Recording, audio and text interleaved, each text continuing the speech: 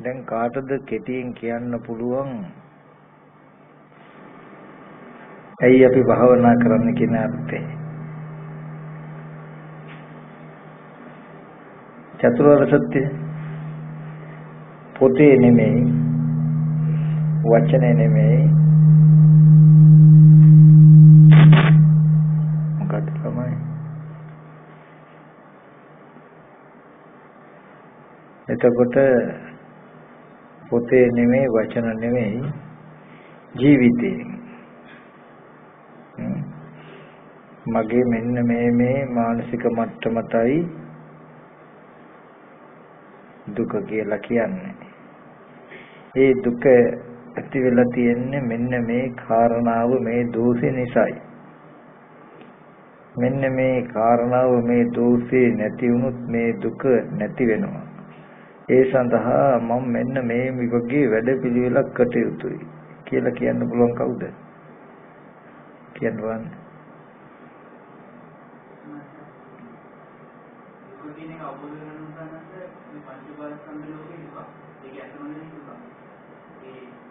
පංචබලස්කන්ධ ලෝකයේ සංහාව ඇති කියන සංහාව තමයි දුක හේතුව.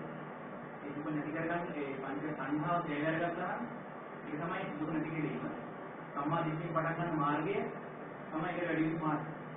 සංහාව හේතුව පටිසම්පාදයෙන් අවිද්‍යාව දක්වා යනවා. විද්‍යාව කියන්නේ අපි ඇත්ත නොදන්නා මේ පංචබලස්කන්ධ ලෝකයේ සත්‍ය ස්වභාවය නොදන්නා. ඒ සත්‍ය ස්වභාවය පෙන්වීම තමයි විදර්ශනාව. ඒක තමයි කරගෙන යන්නේ. අපි ජීවිතෙන් ගත්තොත් අපිට දැන් ඉන්නකොට හැම කෙනාටම ඉඳගෙන හිටගෙන නිදාගෙන ඇවිදින හතර ඉරියව්වෙම ඉඳගෙන හිතන්න කල්පනා කරන්න පුළුවන් වටපිටාවක් තියෙනවනේ මනසේ. අම්මලා ගැන, තාත්තලා ගැන, දරුවෝ ගැන, ගෙවල් ගැන, එතකොට ඉඩ කඩම් ප්‍රශ්න, එතකොට මිල මුදල්, යාන වාහන, එතකොට යාළු මිත්‍රයෝ ගැන හිතන්න පුළුවන් හිතෙන්. ඒ අය ආරම්භය කළ කී දේවල් ගැන හිතෙන්ම සතුටු වෙන්න පුළුවන්. ඒ දේවල් ඒ අය ආරම්භය කළ කී දේවල් ගැන හිතෙන්ම පසුතැවිලි වෙන්න පුළුවන්. එබඳු අපිට හිතන්න පුළුවන් ලෝකයක් තියෙනවා. ලෝකයක් කියන්නේ අපිට ඒක තේරෙන්නේ නැහැ මනස පිළිබඳවක් කියලා. දැන් සිහි කෙරුවොත් දානශාලාව තියනවා කියලා දානශාලාව ගැන හිතන්න පුළුවන්. කුටිය තියනවා කියලා හිතුවහම කුටිය තියනවා කියලා තේරෙනවා. ඒ ගැන හිතන්න පුළුවන්. වේයෝ කාලක් දන්නේ වැස්සට තෙමෙනවද දන්නේ කියලා විස්තර හිතන්න පුළුවන්. ඇද ශාලාව හිතන්න පුළුවන්. ශාලාවට ගියේ නැත්තම් කූඹි වහනවා. එතකොට කූඹිනවා මේ විදිහට. ඒ වගේ අපිට දැකපු හැම දෙයක්ම ඇති බවට, අහපු හැම දෙයක්ම ඇති බවට, ආග්‍රහණය කළ හැම දෙයක්ම ඇති බවට, රස විඳපු හැම දෙයක්ම ඇති බවට, ස්පර්ශ කරපු හැම දෙයක්ම ඇති බවට අපිට සිහි කරන්න පුළුවන් දැනුමක් අපි ගාව තියෙනවා. අන්න ඒකට තමයි පංච උපාදාන ස්කන්ධ ලෝක කියලා කියන්නේ. එතකොට මේ පංච උපාදාන ස්කන්ධ ලෝකය හැදුනේ කොහොමද?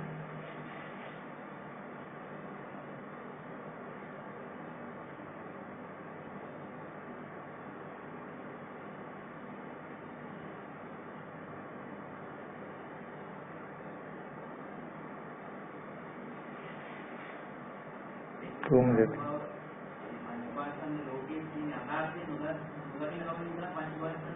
ඒ පංච උපාදානස්කන්ධ යොතේ යථාර්ථය දකින්න පංච උපාදානස්කන්ධ ලෝකයේ හැදුන හැටි දකින්න ඕනේ. පංච උපාදානස්කන්ධය හැදුන හැටි ඉස්සෙල්ලා දකින්න ඕනේ. පංච උපාදානස්කන්ධයට තියෙනවා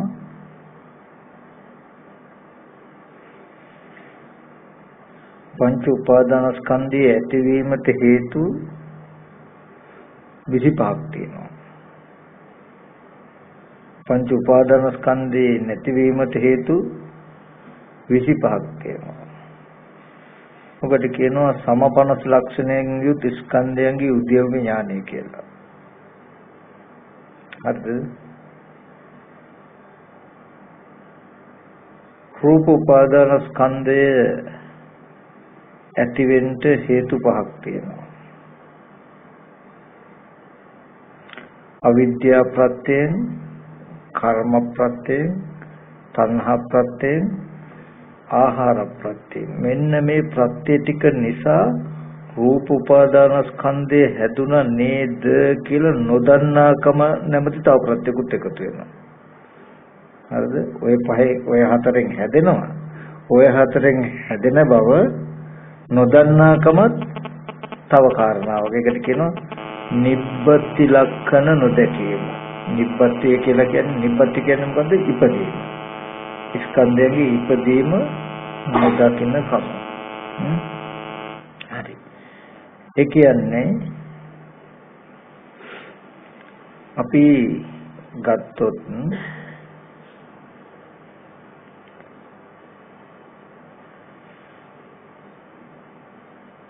දැන් ටීවී එකේ පෙනෙන රූපේ වගේ ඇස් ඉදිරිපිටට හම්බ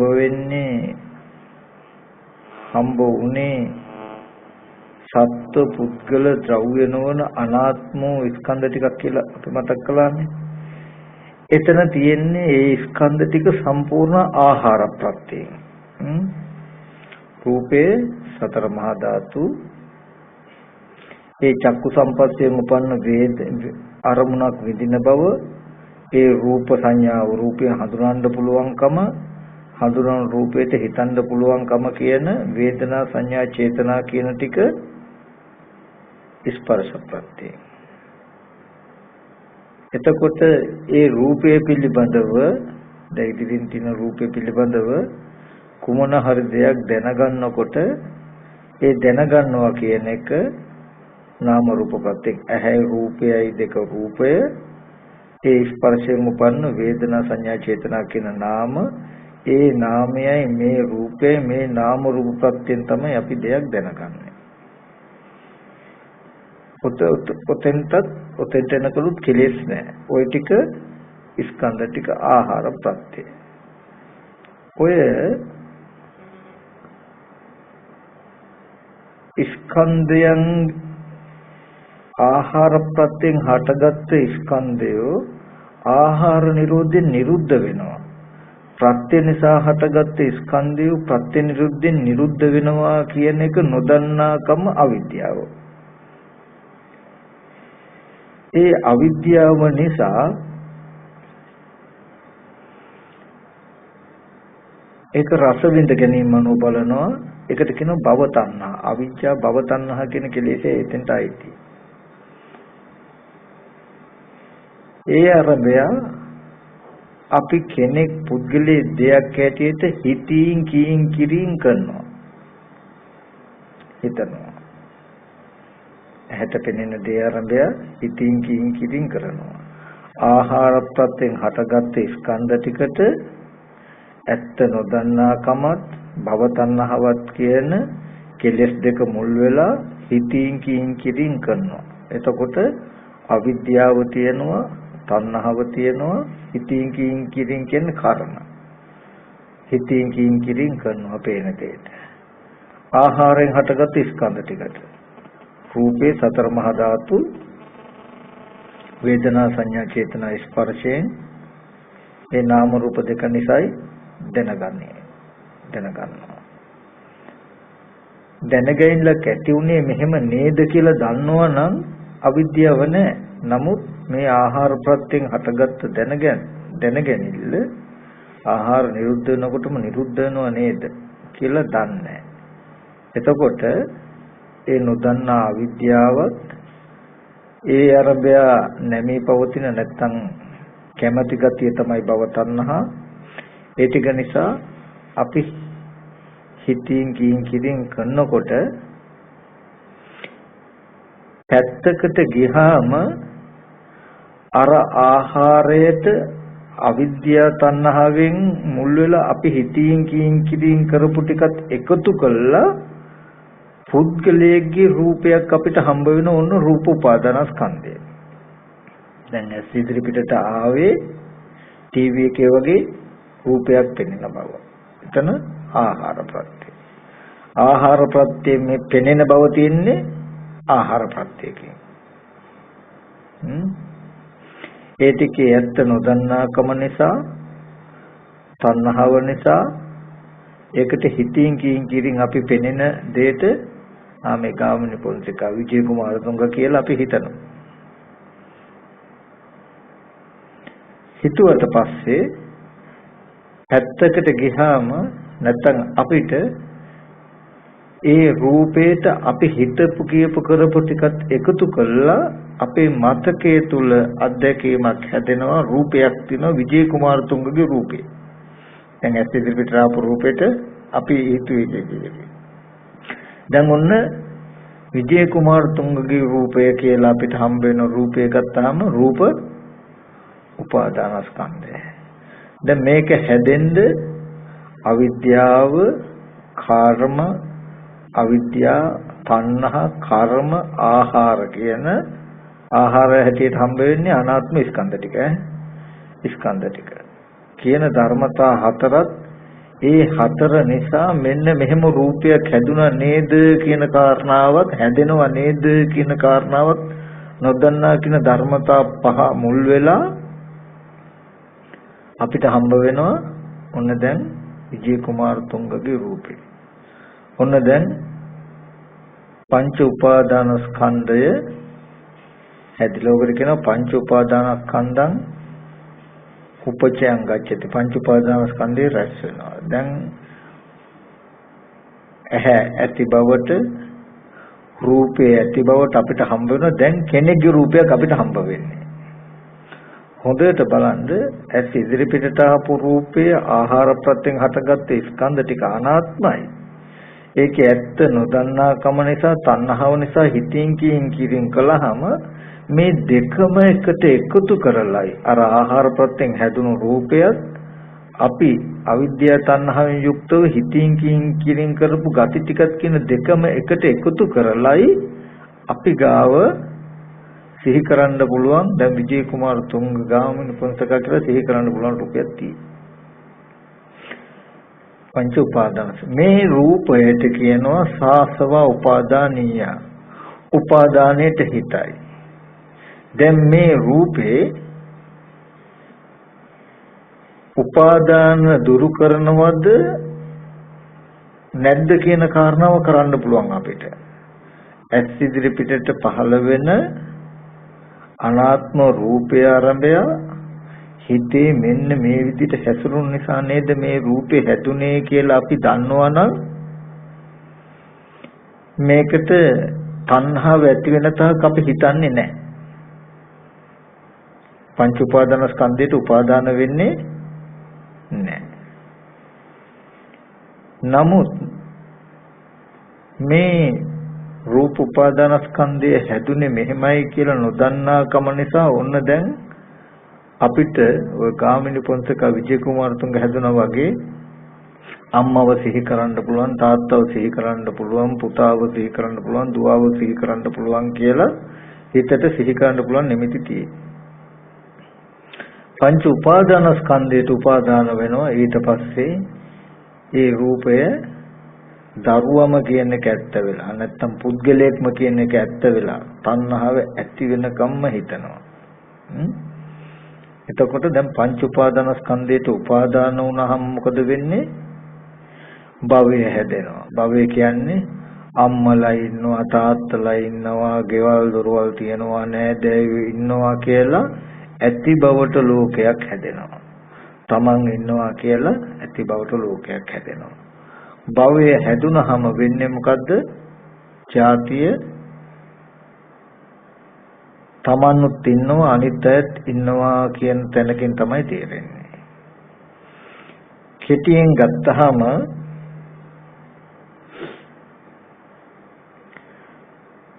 පංච උපාදානස්කන්ධය කියන එක තමයි අපේ ජීවිතය.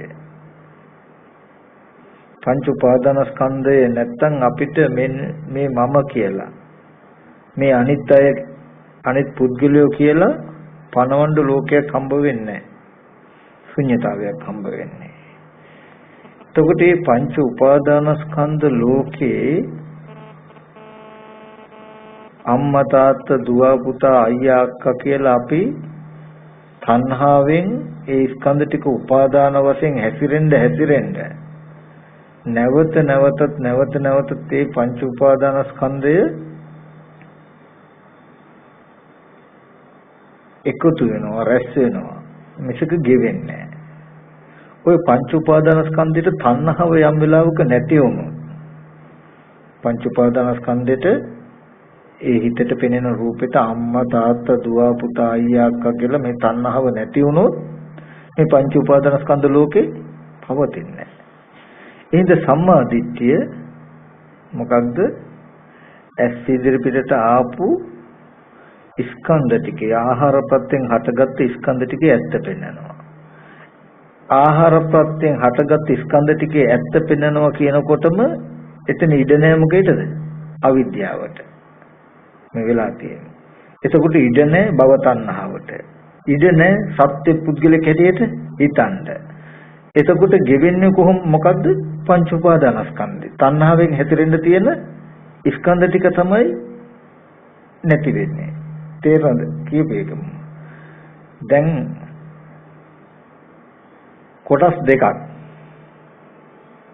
තියෙනවා. ස්කන්ධ පංච උපාදානස්කන්ධ කියලා.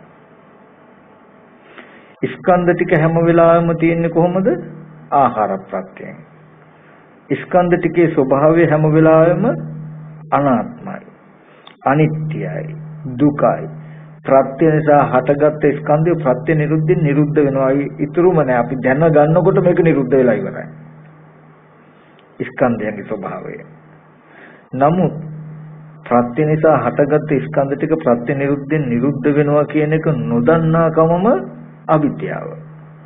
අවිද්‍යාව මුල් වෙලා තණ්හාව මුල් වෙලා අපි රූපය හිතෙන් හදා ගන්නවා. ඒකයි දැන් කර්මය කියලා කියන්නේ සංඛාරය කියන්නේ මොකක්ද? තව පැත්තකින් ගත්තාම රූපං රූපත්තය සංකතං අபிසංකරොන්ති इति සංකාරෝ.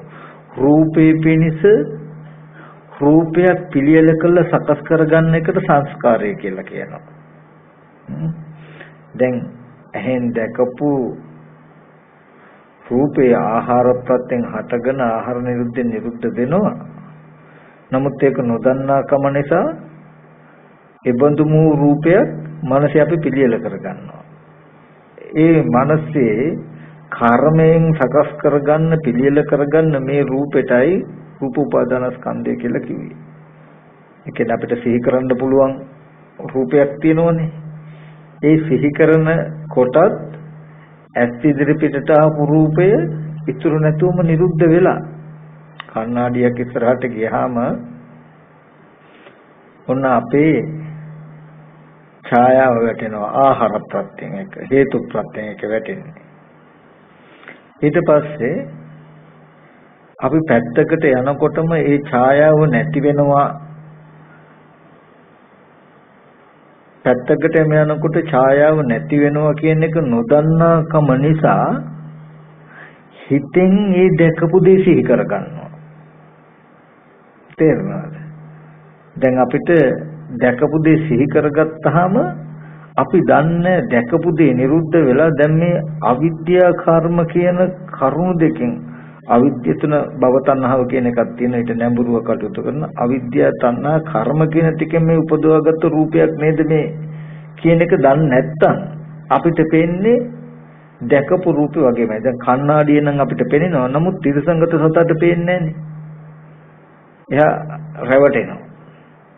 එතකොට ඒ අවිද්‍යාව බල වැඩි නිසා අපි ওই අරමුණේ රැවටෙන්නේ අවිද්‍යාව අඩු නිසා. නමුත් ත්‍රිසංගත සතට කැඩපතේ පෙනෙනවා වගේම උණු දේ වගේම අපිට අපේ ජීවිතේ පෙනෙනවා. ඒ නිසා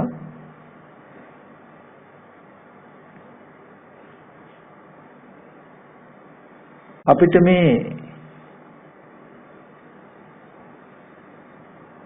පංච උපාදාන ස්කන්ධයේ ප්‍රධාන ලක්ෂණයක් තියෙනවා. පංච උපාදාන ස්කන්ධය හැම වෙලාවෙම හැදිලා තියෙන්නේ කෙලෙසයකින්. අවිද්‍යාව තණ්හා කියන කෙලෙසෙන්. ස්කන්ධ ටික හැදිලා තියෙන්නේ ආහාර ප්‍රත්‍යයෙන් රූපය කන බොන ආහාර නිසා නැත්නම් කබලින්ක ආහාරයෙන් සතර මහා ධාතුන්ගේ ආහාර ප්‍රත්‍යයෙන් වේදනා ස්කන්ධේ සංඥා ස්කන්ධේ සංකාර ස්කන්ධේ ස්පර්ශ ප්‍රත්‍යයෙන් විඥාන ස්කන්ධේ නාම රූප ප්‍රත්‍යයෙන් කියලා ස්කන්ධ ටික ආහාර ප්‍රත්‍යයෙන් හැදෙන්නේ. එක් ක්ෂණිකව එකට පෙරපසු එකට උපදින්නේ නැහැ. කබලින්ක ආහාර හේතු ස්පර්ශ ආහාරයට ස්පර්ශ ආහාර හේතු මනෝ සංචිතන ආහාරයට මනෝ සංචිතන ආහාර හේතු විඥාන ආහාරයට කියලා එතන ස්කන්ධ ටික ආහාර ප්‍රත්‍යයෙන් වුණුන්ට ප්‍රත්‍ය වෙවි තියෙන්නේ. නමුත් පංච උපාදාන ස්කන්ධය පෙරපසු නැතුව එක චිත්තක්ෂණේ එකට හට ගන්නවා. එතකොට මෙන්න මේ පංච උපාදාන ස්කන්ධයේ දුක කියන එක පේන්න ඕනේ. ඒ දුකට හේතුව මොකක්ද? මේ ස්පර්ශ ආයතන හයේ ඇත්ත ඇති නොදන රස විඳ ගැනීම අනුව බලපු නිසයි කියන එක දන්නවා. ස්පර්ශ ආයතන හයේ ඇත්ත ඇති දැකලා රස විඳ ගැනීම අනුව නොබැලුව මේ පංච උපාදාන ස්කන්ධයෙන් පංච උපාදාන ස්කන්ධ දුකෙන් මිදෙනවා කියලා දන්නවා. ඒ නිසා ස්පර්ශ ආයතන හයේ ඇත්ත ඇති හැටිය දැක්ක යුතුයි කියන එක තමයි සම්මා දිට්ඨිය උත්තරය ආවේ. ඊට පස්සේ ඒ ස්පර්ශ ආයතන හයේ ඇත්ත ඇති හැටිය පෙන්වන්න හිතන බව තමයි සම්මා සංකප්පය. ඒ ස්පර්ශ ආයතන හයේ ඇත්ත ඇති හැටි දකින්න යම් උත්සාහයක් තියෙද එයාගේ සම්මා වායාම. ඒ ස්පර්ශ ආයතන හයේ ඇත්ත ඇති හැටි දකින්න යම් සිහියක් යොදයිද එයාගේ සම්මා සතිය. ස්පර්ශ ආයතන හයේ ඇත්ත ඇති හැටි දකින්න යම් චිත්ත ඒකාග්‍රතාවයක් ඇති වෙද එයාගේ සම්මා සමාධිය. වාචා කම්මන්ත ආජීව කියන ධර්මතා තුනේ පිහිටලා තියෙනවා. සීලේ පිළිලා තියෙනවා. සීලේ පතිත්තාය නරෝ සපඤ්ඤෝ චිත්තම් පඤ්ඤංච භාවය. යම් කිසි නොනැති පුරුෂයෙක් සීලයක පිළිලා සමත විදර්ශනා වඩයි නම් කියලා සමතය කියලා කිව්වේ වායාම සති සමාධි කියන කරුණු තුන. පඤ්ඤං කියලා කිව්වේ විදර්ශනාව ditthi සංකප්ප දෙක. එතකොට සීලේ පතිත්තාය නරෝ සපඤ්ඤෝ චිත්තම් පඤ්ඤංච භාවයන් කියන වචන තුල තියෙනවා ආර්ය අෂ්ටාංග මාර්ගය. තේරුණාද? එතකොට ඒ නිසා දැන් අපිට එහෙම දැක්මක් තියෙන නිසා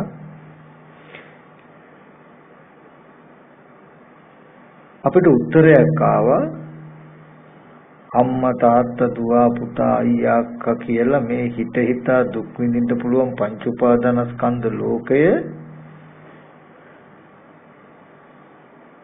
පවතින්නේ ස්පර්ශ ආයතන හයේ ඇත්ත ඇති හැටි නොදකින්නතා කියන උත්තරේ කියනවා. ස්පර්ශ ආයතන හයේ ඇත්ත ඇති හැටි දැකපු දවසට මේ පංච උපාදානස්කන්ධ ලෝකේ නිදෙනවා. ලෝකය දැන් මේ උත්තරේ එනකොට මෙයා ලෝකෙන් පිට. මේ පංච උපාදානස්කන්ධ ලෝකේ හැදුණු හැටි සහ ඒක නැති වෙන හැටි දන්නේ නැති කෙනා පංච උපාදානස්කන්ධයට උපාදාන වෙවි ඒක ඇතුලේ ඉන්නේ. ඒක වෙනම එකක්. පංච උපාදානස්කන්ධයට උපාදාන වෙලා භවය හදාගෙන ජාති ජරා මරණ දුක් විඳිනවා කියනකොට ඒ ලෝකයේ ඇතුලේ යට මුකුත් කරන්න බෑ. කියන්නේ අපි බණ දහන් නොදන්නා කාලෙදි කරලා තියෙන සිද්ධිය. පංච උපාදානස්කන්ධයේ උදේවැය බලනකොටම පංච උපාදානස්කන්ධයට උපාදාන වෙලා භවය හදාගෙන තමන්වත් අනිත් අයවත් උපද්දවාගෙන දුක් විඳින දුකෙන් එයා වෙන් වෙච්ච කෙනෙක්. වෙන් වෙච්ච දර්ශනයක් එයාට හම්බ වෙනවා. තේරුණාද කියන එක? ඒකයි මේකේ වෙනස. දැන් අර පොඩි ඕගලන්ට පැටරවිල්ලක් වගේ වෙන්න පුළුවන් වගේ තියෙන. දැන් පංච උපාදානස්කන්ධයට තණ්හා කරනවා කියන තැනයි. එතකොට දැන් ඕගලන්ට පටලවිල්ලක් වගේ අපිට තේරෙන්නේ පංච උපාදානස්කන්ධයට උපාදාන වෙලා භවය හදාගෙන පුද්ගල භාවය උපදලා දුක් විඳින එක ලෝකයේ ඇතුලේ. දැන් අපි මේ කතා කරන පංච උපාදානස්කන්ධය උදේවේ කතා කරනකොටම අර સિદ્ધාන්තයෙන් අපි බැහැර වෙනවා.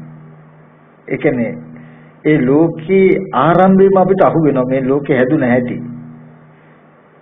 තේරුණාද කියන එක?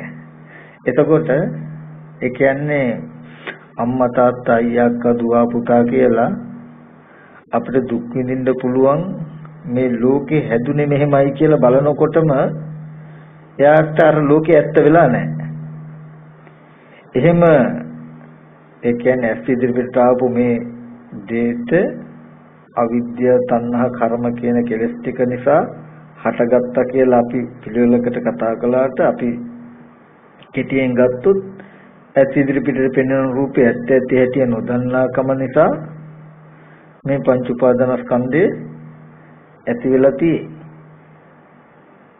ස්පර්ශ ආයතන හයේ ඇත්ත ඇති හැටි දැක්කොත් මේ පංච උපාදානස්කන්ධේ නැති වෙනවා. ඒ නිසා ඇත්ත ඇති හැටි දැක්ක යුතුයි කියලා දකිනකොටම එයා දන්නවා මේ පංච උපාදානස්කන්ධය කියන එක හදාගත් එකක්. කෙලෙසුන්ගෙන් හැදුන එකක්. ලෝකයක්. මනස තුල හදාගත් එකක් කියන එක.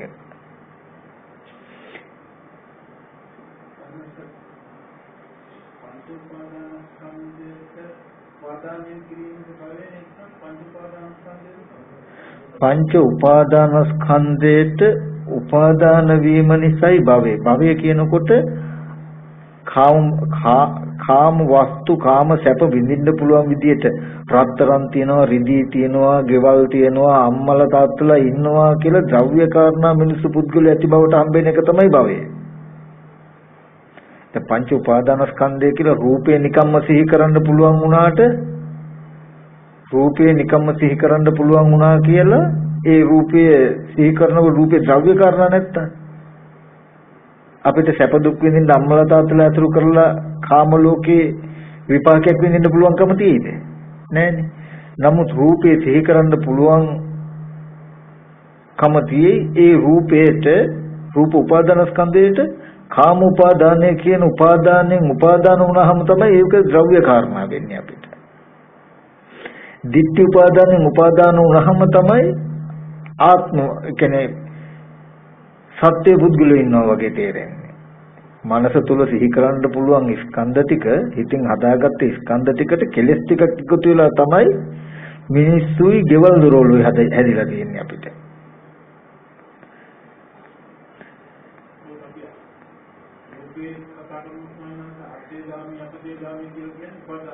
උපාදානස්කන්ධය. ඒකයි දැන් මේ ස්පර්ශ ආයතන හයේ ඇත්ත බලන්න අපේ මනසෙන් මේ පංච උපාදානස්කන්ධය ගෙවෙනවා. දැන් උපාදාන වෙලා තියෙන ස්කන්ධ ටික අම්මා තාත්තා අයියා අක්කා දුව පුතා ඉන්නවා කියලා උපාදාන වෙලා තියෙන ස්කන්ධ ටික ටිකෙන් ටික ගෙවිලා යනවා. සම්මා දිට්ඨිය සම්පූර්ණ වෙච්ච දවසට ස්පර්ශ ආයතන හය පිරිසිඳ දැකීම සම්පූර්ණ වෙච්ච දවසට ආශ්‍රවයන්ගෙන් මිදෙනවා, කෙලෙසුන්ගෙන් මිදෙනවා කියලා කියන්නේ එයා පංච උපාදානස්කන්ධ දුකෙන්ම මිදෙනවා. ජාතියෙන් මිදෙනවා, ජරාවෙන් මිදෙනවා, ශෝක පරිදේව දුක්ඛ දෝමන සුපායාසයෙන් මිදෙනවා. එයාට සිහි කරන්න ලෝකයක් නැහැ මෙහෙම. මේ පැත්තේ නෑදෑයෝ, ගෙවල් දොරවල්, ඉඩකඩම් තියනවා කියලා එහෙම භවයක් නෑ. යාට සැප දුක් විඳින්න. මේ මම කියලා තමන් පනව ගන්න තමන්ගේ හෝ අනිත් සත්‍යයන්ගේ පුද්ගලයන්ගේ ඉපදීමක් නෑ යාට. පංච උපාදානස්කන්ධය කියන්නේ පංච උපාදානස්කන්ධිත උපාදාන වීම තුලයි භවය හැදිලා තියෙන්නේ. මේ දැන් ඒකයි අවිද්‍යා සංඛාර තණ්හා උපාදාන භව කියන මේ ධර්මතා පහම වර්තමාන කෙලෙස් කෘත්‍ය කරනවා. අර පටිච්චසමුපාදයේ අපි කොටස විස්තරයකට කතා කරනෝනේ. කතා කරනකොට අතීත භවයේ අවිද්‍යා සංඛාර තණ්හා උපාදාන භව කියන කාරණා පහට දැන් විපාක හම්බ වෙනවා විඥානාම සලයතන පස්ස වේදනා කියලා ධර්මතා පහක්. ඒ කියන්නේ ආහාර ප්‍රත්‍යයෙන් හටගත් ස්කන්ධ ටික ඒ දෙන්නේ විඥානාම සලයතන පස්ස වේදනා කියලා. ඒකේ සත්‍ය නැහැ පුද්ගලය නැහැ ලෝක නැහැ කවුරුවත් නැ ශුන්‍යතාවය. ඒ විඥානාම සලයතන පස්ස වේදනා කියලා විපාකෝ ස්කන්ධ ටිකේ අද අවිද්‍යා සංකාර තණ්හා උපාදාන කියන කමෙන් තමයි මේ භවය හදාගෙන ජාති ජරා මරණ කියන දුක් විඳින්නේ. ඔය හේතුව නිසා ඔය පහම දැන් පුද්ගල භාවයෙන් දුක් විඳින්න පුළුවන්. අර අපි කිව්වේ අඹ ගෙඩිය දැන් අඹ කණ්ඩත් පුළුවන් පැලවෙන ඇටෙත් තියනවා කියලා. එතකොට දැන් පංච උපාදානස්කන්ධ ලෝකේ කියන තැනක අවිද්‍යා සංඛාර තණ්හා උපාදාන කියලා භවයකින් තන કોઈ ධර්මතා පහම එකට තියෙනවා. වර්තමාන හේතු. ඕකේ පුද්ගල භාවයෙන් දුක් විඳින්න පුළුවන්කමක් තියෙයි. ඔය ටික නිසාම නැවත විඥානාම සලදන පස්ස වේදනා කියලා මේ වගේ ස්පර්ශ ආයතන හයක් හදනවා. එතකොට ඒ ස්පර්ශ ආයතන හය ආපහු කෙනෙක්ගේ නෙමෙයි හැබැයි. අයිත ආහාර ප්‍රත්‍ය. ආහාර ප්‍රත්‍ය ස්කන්ධ ටික හැදෙනවා. තේරෙනවද කියන්නේ? කිසිම වෙලාවක පුරාණකරම ප්‍රත්‍යයට හටගත්ත විඥානාම සලයතන පස්ස වේදනා කියන මේ ස්කන්ධ ටිකේ ලෝකයක් තිබුණේ නැහැ. සත්ව පුද්ගල ආත්මීය දෙයක් තිබුණේ අනාත්මවමයි. ශුන්‍යතාවයක්මයි ස්පර්ශ ආයතන හයේ. ඒ ශුන්‍යතාවේ ඒ අනාත්ම ස්වභාවයේ ඒ සත්‍ය ස්වභාවය නොදන්නා අවිද්‍යාව නිසාම පිළියෙල කරගත්ත සකස් කරගත්ත පංච උපාදානස්කන්ධය සංඛාර කියනකොට සංඛාරය කරන වැඩේ තමයි මේ පංච උපාදානස්කන්ධය සකස් කරන එක. ස්කන්ධ ටික අවිද්‍යා සංඛාරයේ කෘත්‍ය තමයි දැකපු රූපේ බඳුම රූපයක්, ඇහැ බඳුම ඇහැ, කන බඳුම කනක්, ශබ්දයේ බඳුම දෙයක් හදන එක අවිද්‍යා සංඛාරයේ කෘත්‍යය. ඒකට තණ්හා උපාදාන වුණාම තමයි භවය හැදෙන්නේ. ඒ කියන්නේ අම්මා තාත්තා අයියා අක්කා මම පුද්ගලයෝ කියලා සිහි කරන්න පුළුවන් ලෝකෙ හැදුනේ. භවයේ හින්දා ජාති දැන් ඉතින් මට බැන්න මට ගැහුවා මම ගහන්න යනවා මගේ අම්මා මරුණා තාත්තා මරුණා කියලා ජරා මරණ දුක් විඳින්න පුළුවන්. එතකොට ඔය දුක් ටික මේ ස්පර්ශ ආයතන හයේ තිබුණේ නැහැ. ඔය හිතන සත්‍ය පුද්ගලයෝ පෙර ඉඳන් ආවෙත් නැහැ. කොහටවත් යන්නෙත් නැහැ. තේරෙනවද මේ අවස්ථා දෙකට කඩා ගන්න. රූපං රූපත්තාය කියලා කිව්වේ සංඛාරයට ඔන්න පංච උපාදානස්කන්ධේ රූපේ හදන එක. ඒකට කියනවා චක්කායතනයේ උපචේ රූපේ කියලා. උපචේ කියන්නේ චක්කායතනේ රැස් වෙනවා. උපචේ කියන්නේ රැස් වෙනවා කියන එක. චක්කායතනය පුරාණකර්ම ප්‍රත්‍යයෙන් හැදෙනකොට විපාක මට්ටමේදී ප්‍රත්‍යයෙන් හටගත් එකක්. තණ්හාවෙන් හැදෙනකොට චක්කායතනෙම උපචේ රූපය. චක්කායතනේ ප්‍රත්‍යයේද උපචේද වෙනවා. තේරුණාද කියන්නේ? කෙටි එච්චර විස්තරයක් ගන්න නැත්නම් එකම එක කෙටියෙන් තමයි මම අර මතක් කරන්නේ. අද අපිට මෙතන ඉඳලා සිහි කරන්න පුළුවන් අඬන්න වැළපෙන්න කතා බහ කරන්න පුළුවන් දුක් වෙන්න පුළුවන් පසුතැවිලි වෙන්න පුළුවන් අරමුණු සිහි කරන්න පුළුවන් මේ මානසික මට්ටමට තමයි පංච උපාදානස්කන්ධ ලෝකේ කියලා කියන්නේ. ඔය ලෝකේ හැදුනේ ස්පර්ශායතන හය නැත්නම් ඇස් ඉදිරි පිටට හම්බ වෙන රූපේ ඇත්ත ඇති හැටි නොදන්නාකම නිසා. කෙටියෙන් මේ ගන්න එතකොට මේ ස්පර්ශායතන හයේ ඇත්ත ඇති හැටි දැක්කොත් මේ පංච උපාදානස්කන්ධ ලෝකය නිරුද්ධ වෙනවා. සම්මා දිට්ඨි මේ නිසා පංච උපාදාන මේ ස්කන්ධයන්ගේ ඇත්ත පෙන්වනවා. ඔක තමයි ලෝකෝත්තර සම්මා දිට්ඨිය. තේරෙන්නේ? ඒ සම්මා දිට්ඨිය ඇති කරගන්න සම්මා දිට්ඨිය වඩනකොට වෙන්නේ පංච උපාදානස්කන්ධයට උපාදාන වශයෙන් හැසිරෙන්න ඉඩ නැති වෙලා තියෙන උපාදානය ඉගෙ වෙන්නේ. ඒ කිව්වේ දැන් අම්මා කියලා සිහි වෙනකොටම වෙනදට ඒ අරමුණ අම්මම කියලා අපි පිළිගත්ත ඇසුරු කෙරුවගෙන පංච උපාදානස්කන්ධයට උපාදාන වුණා. දැන් අම්මා කියලා සිහි කරනකොටම මම අම්මා කියලා සිහි කෙරුවට ඇස් ඉදිරි පිටට ආවේ මෙහෙම රූපයක් නේ. කන බොන ආහාරයෙන් හැදුණු කෙස්ලොම් නියදත් හම්මස්නහර ඇට මිදුළු මේ වගේ කුණප කොටස් ටිකක් තියෙන තැනක පිහිටි හැඩසටහනක් නැත් ඉදිරි පිටට ආවේ කියලා මේ පැත්තේ ඇත්ත පෙන්නනවා කියලා කියන්නේ අර රූපයේ අම්මා කියලා හැසිරෙන්න තියෙන ඉඩයි මේ දීලා නැත්තේ. ඒක සම්මාදිට්ඨිය භාවිතා කරනකොට පංච උපාදානස්කන්ධයට උපාදාන වෙන්න ඉඩ නැහැ.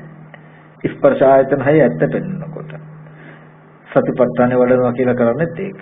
මේ පැත්තේ ඇත්ත පෙන්වන්න බැරි වුණොත් මොකද වෙන්නේ? අම්මා කියලා සිහි කරනකොට පෙන්වන්න ඇත්තක් නැති වුණොත් ඒකමයි ඇත්ත. ඊට පස්සේ අම්මාට යහපත පිණිස අයහපත පිණිස හිතන ඒකයි පුඤ්ඤාභි සංකාර අපුඤ්ඤාභි සංකාර කියලා කියන්නේ හොඳට නරකට හිතන එකම තමයි තියෙන්නේ. මං කිව්වේ භවනා කරනකොට පුද්ගලයෙක් සිහි වුණොත් මං කෙනෙක් කියලා සිහි කළාට ඇස් ඉදිරි පිටට ආවේ මෙන්න මෙහෙම දෙයක් නේ කියලා පෙන්වන්න. සිහි වෙන පංච උපාදානස්කන්ධය පිළිගන්න එපා. ඒ රූපේ පිළිගන්න එපා. ඔකට හොඳ සූත්‍රයක් තියෙන සංයුත්ත නිකාය මාර සංයුත්තේ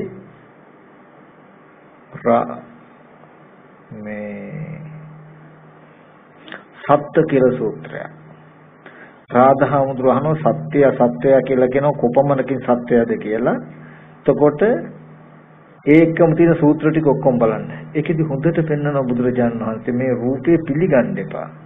මේ රූපය ගෙවා දාන්න, මේ රූපය අත්හරින්න, මේ රූපය නිරුද්ධ කරන්න, විද්වංශනය කරන්න. ඒ කියන්නේ දැන් යාළුවෙක් කියලා සිහි වෙනකොටම යාළුවාගේ රූපය පිළිගන්න එපා. ඒක සිහි කරන්න එපා. ඒකේ හැසිරෙන්න එපා. හැසිරෙන්න ඉඩ දෙන්න එපා. මම යාළුවා කියලා සිහි කළාට ඇස් ඉදිරි පිටට ආවේ මෙහෙම රූපයක් නේ කියලා පෙන්වන්නේ ඇස් ඉදිරි පිටට ආපු රූපය ඇත්තයි. මේක වටන්න මේ යාළුවා කියලා සිහි වෙච්ච අරමුණ ගෙවා ගන්න වෙන ක්‍රමයක් නැහැ. ආත්ම සංඥාව ඇතුලේ ආත්ම සංඥාව අයින් කරන ක්‍රමයක් නැහැ. අනාත්මය පෙන්වන්න විතරයි තියෙන්නේ. පෙන්වලා විතරයි අයින් කරන්න තියෙන්නේ. තේරෙනවද? ඒ නිසා ආධ්‍යාත්මික බාහිර දෙකම කෙලෙසයකටයි ආධ්‍යාත්මික බාහිර කියලා බෙදලා තියෙන්නේ. දැන් අම්මා සිහි කරනවා වගේම තමයි මම කියලා සිහි කෙරුවට ඇස් ඉදිරි පිටට ආපු රූපේ මෙහෙම එකක් නේ. කන බොන ආහාරයෙන් හැදුණු කෙස්ලොම් නියදත් හම්මස් කියන කුණුප කොට ටිකක් මත පිහිටි වර්ණ සතහනක් නෑ හැට පෙනුනේ කියලා පෙන්නනවා. ඒ සතර මහා ධාතු රූපෙට මම කියන හැඟීම බහලන්න ඉඩ නොදෙන විදිහට. ওই විදිහට සත්ත්ව පුද්ගල භාවයට සිහි වෙන හැම අරමුණක්ම අනාත්ම සංඥාවෙන් පෙන්නලා අතහරින්න ඕන. ඕකට තමයි අපි කායගත සතිය කියලා කියන්නේ. කායගත සතිය වඩනවා කියලා කියන්නේ. සම්මා දිට්ඨිය අපිට තියෙනවනේ. මේ පුද්ගලයෙක් හැටියට, අම්මා හැටියට, තමන් හැටියට සිහි කරගන්න පුළුවන් මේ පංච උපාදානස්කන්ධය තමයි දුක.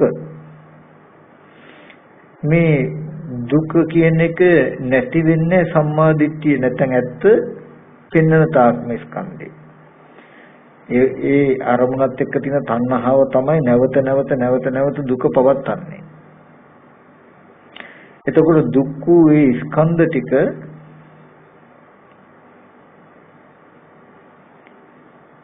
පවතින්නේ නැහැ, ඉතුරු වෙන්නේ නැහැ. මේ ආහාර ප්‍රත්‍යයෙන් හටගත් ස්කන්ධ ටිකේ ඇත්ත පෙන්නනවා නම්, ස්කන්ධ ටිකේ ඇත්ත පෙන්නනවා නම්, ඒ නිසා සම්මා දිට්ඨිය තමයි ආහාර ප්‍රත්‍යයෙන් හටගත් ස්කන්ධ ටික පෙන්නලා මේ ස්කන්ධය ආහාර ප්‍රත්‍යයෙන් හටගත්තේ ආහාර නිරුද්ධ වෙනවා කියන එක පෙන්විය යුතුයි. ඒ පෙන්වන්නේ වෙන මොකවත් නෙමෙයි, මේ පංච උපාදානස්කන්ධයට උපාදාන වෙන්න ඉඩ දීලා නැත්තේ. එතකොට දැන් යාළුවෙක් කියලා සිහි වෙනකොටම මම යාළුවෙක් කියලා සිහි කළාට ඇස් ඉදිරි පිටට ආවේ මෙන්න මෙහෙම රූපයක් නේ කියලා අපි මේ පෙන්වන්නේ දැන් කායගත සතිය.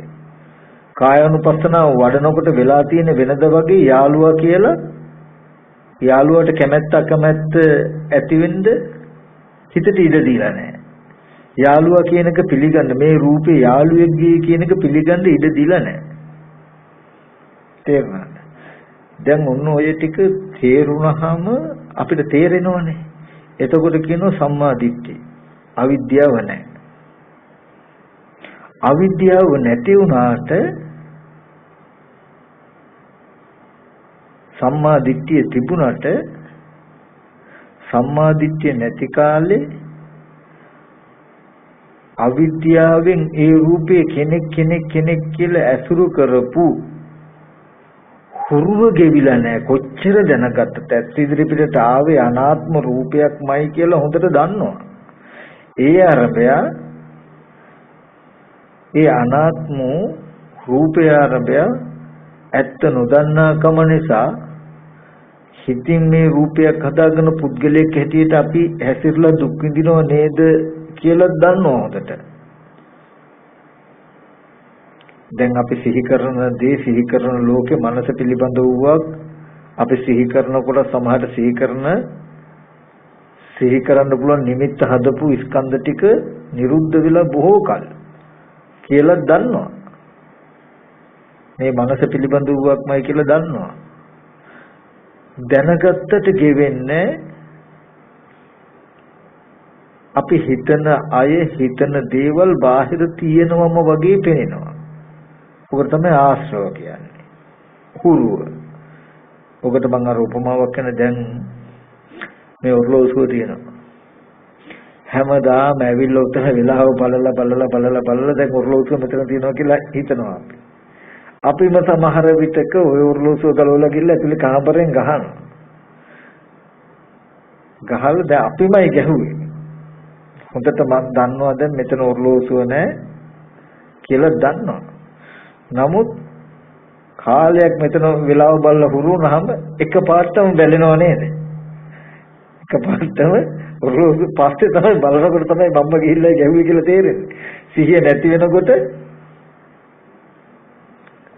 මෙතන තියනවා කියලා බලපු හුරුවට අපිට එකපාරටම බිත්තිය දිහා බලනවා ඔර්ලෝසුව තිබුණු තැන. නමුත් ඔර්ලෝසුව මෙතනින් ගලවලා ගිහිල්ලා අතන ගැහුවා නේද කියන එක සිහිය තිබුණා නම් කිසි වෙලාවක හෝ